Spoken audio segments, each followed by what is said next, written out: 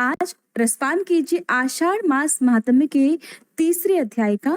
और इस अध्याय में भागीरथी गंगा के अवतरण की कथा का वर्णन है।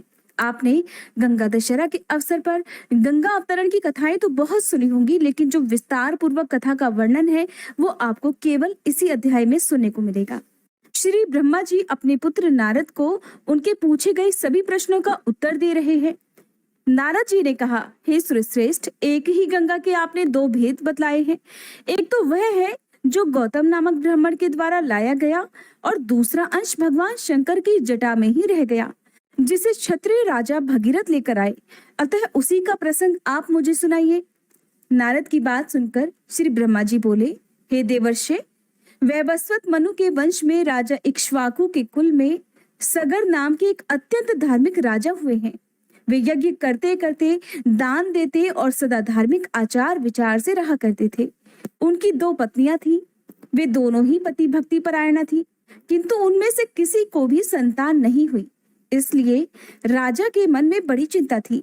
एक दिन उन्होंने महर्षि वशिष्ठ को अपने घर पर बुलाया और विधि पूर्वक उनकी पूजा करके पूछा कि हे महर्षि, मुझे किस उपाय से संतान होगी। उनकी ये बात सुनकर महर्षि वशिष्ठ ने कुछ काल तक ध्यान किया। उसके बाद राजा से कहा, राजन, तुम पत्नी सहित सदा ऋषि महर्षियों का सेवन करते रहो। ऐसा कहकर महर्षि वशिष्ठ अपने आश्रम को चले गए। एक समय की बात है, राजर्षि सगर के घर पर एक महान तपस्वी पधारे हुए थे। राजा ने उन महर्षि का पूजन किया, जिससे संतुष्ट होकर वे कहने लगे कि महाभाग, वर मांगो। ये सुनकर राजा ने पुत्र होने की प्रार्थना की। मुनि कहने लगे, राजन, तुम्हारी पत्नी के गर्भ से एक ही पुत्र होगा, किंतु वह वंशधर होगा, और दूसरी स्त्री के गर्भ से 60,000 पुत्र उत्पन्न होंगे। वरदान देकर जब मुनि चले गए, तब उनके कथनानुसार यथा समय राजा के हजारों पुत्र हुए। राजा सगर ने उत्तम दक्षिणा से युक्त बहुतेरे अश्वमेध यज्ञ किए।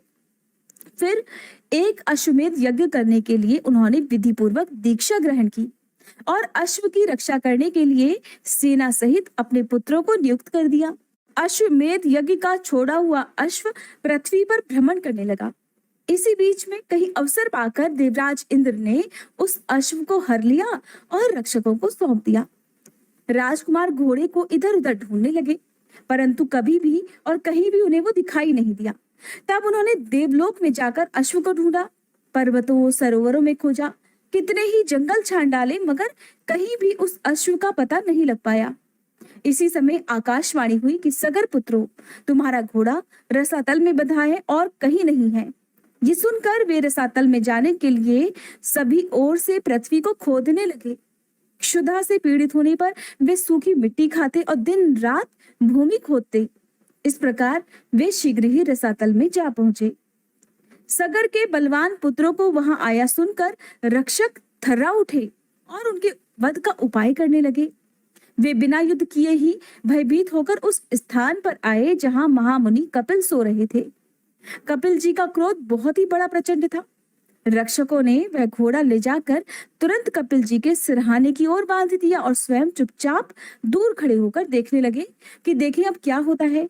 इतने में ही राजा सगर के पुत्र रसातल में घुसकर देखते हैं कि घोड़ा भी बंधा हुआ है और पास ही कोई पुरुष सो रहा है।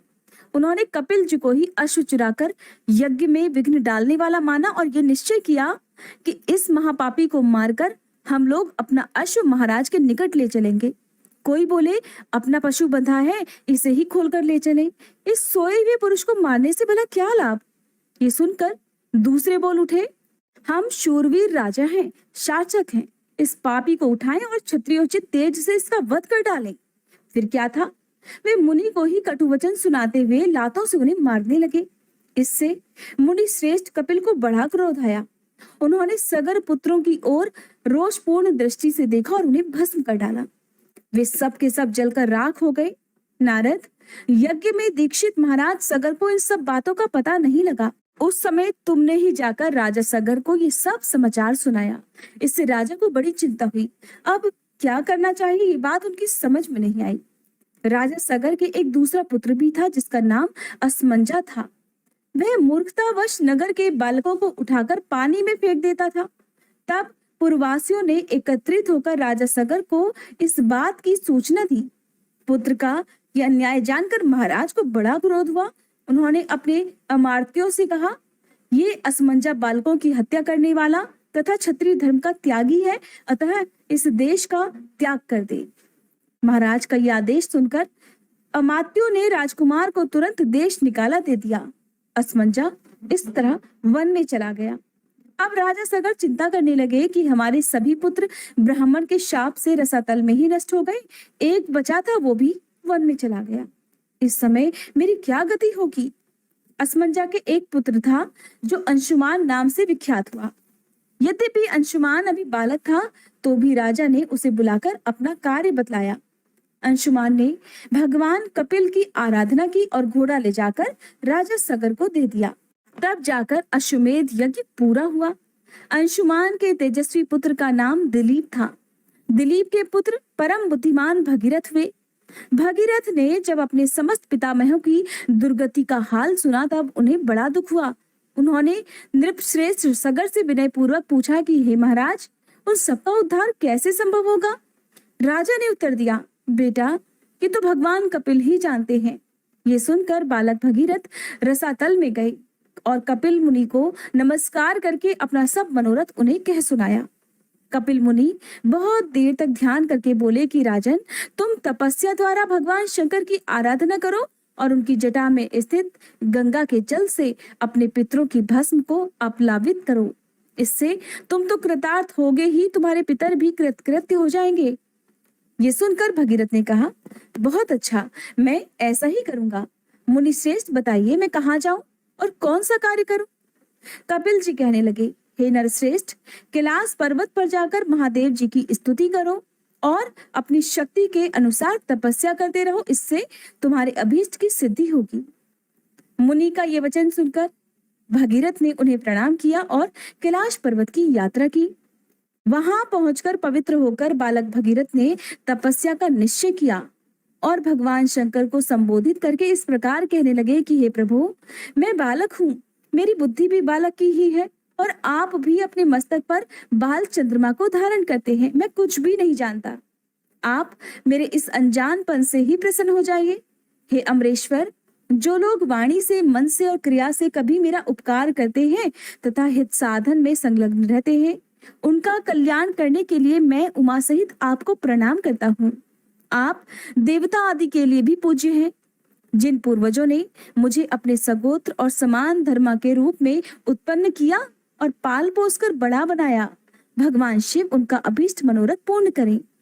मैं बाल चंद्र का मुकुट धारण करने वाले भगवान शंकर को नित्य प्रणाम करता हूँ। भगीरथ के इस प्रकार कहते ही भगवान शिव उनके सामने प्रकट हो गए और कहने लगे, महामते, तुम निर्भय होकर कोई वर मांगो। जो वस्तु देवताओं के लिए भी सुलभ नहीं है, वह भी मैं तुम्हें निश्चय ही दे दूंगा। ये आश्वासन पाकर भगीरथ ने महादेव जी को प्रणाम किया और प्रसन्न होकर कहने लगे, देवेश्वर, आपकी जटा में जो सरिताओं में श्रेष्ठ गंगा जी विराजमान है, उन्हें ही मेरे पितरों का उद्धार करने के लिए दे दीजिए। इससे मुझे सब कुछ मिल जाएगा। तब महेश्वर ने हंसकर कहा कि बेटा, मैंने तुम्हें गंगा दे दी, अब तुम उनकी स्तुति करो। महादेव जी का वचन सुनकर राजा भगीरथ ने गंगा जी की प्राप्ति के लिए भारी तपस्या प्रारंभ कर दी और अपने मन को संयम में रखकर भक्ति पूर्वक गंगा जी का स्तवन किया। बालक होने पर भी भगीरथ ने अबाल कोचित पुरुषार्थ करके गंगा जी की भी कृपा प्राप्त कर ली। महादेव जी से प्राप्त हुई गंगा को पाकर उन्होंने उनकी परिक्रमा की और हाथ जोड़कर कहने लगे, देवी, महामुनि कपिल के शाप से मेरे पितर दुर्गति में पड़े हुए हैं। माते, आप उनका उद्धार कीजिए। देव नदी गंगा सबका उपकार करने वाली है। वे स्मरण मात्र से ही सभी पापों का नाश कर देती हैं। उन्होंने भगीरथ की प्रार्थना सुनकर तथास्तु कहा और लोगों का उपकार और पितरों का उद्धार करने के लिए भगीरथ के कथनानुसार सब कार्य किया। राजा सगर के जो पुत्र भस्म होकर रसातल में पड़े हुए थे, उन्हें अपने जल से आप्लावित करके गंगा जी ने उनके खोदे हुए गड्ढों को भी भर दिया। महामुने, इस प्रकार तुम्हें क्षत्रिय गंगा का वृतांत सुनाया। ये माहेश्वरी, वैष्णवी, ब्राह्मणी, पावनी, भागीरथी देव नदी तथा हिमगिरी शिखारश्रया हिमालय की चोटी पर रहने वाली आदि नामों से पुकारी जाती हैं। इस प्रकार महादेव जी की जटा में स्थित गंगा का जल दो स्वरूपों में विभक्त हुआ।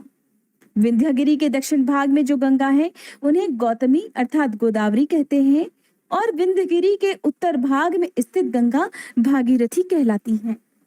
जय भोलेनाथ। आज का अध्याय समाप्त हुआ। इसके आगे का वृतांत आप अगले अध्याय में सुनेंगे। उम्मीद करती हूँ कि वीडियो आपको पसंद आई होगी और अगर अच्छी लगी हो तो प्लीज हर बार की तरह वीडियो को लाइक करके मुझे कमेंट बॉक्स में जरूर बताइएगा।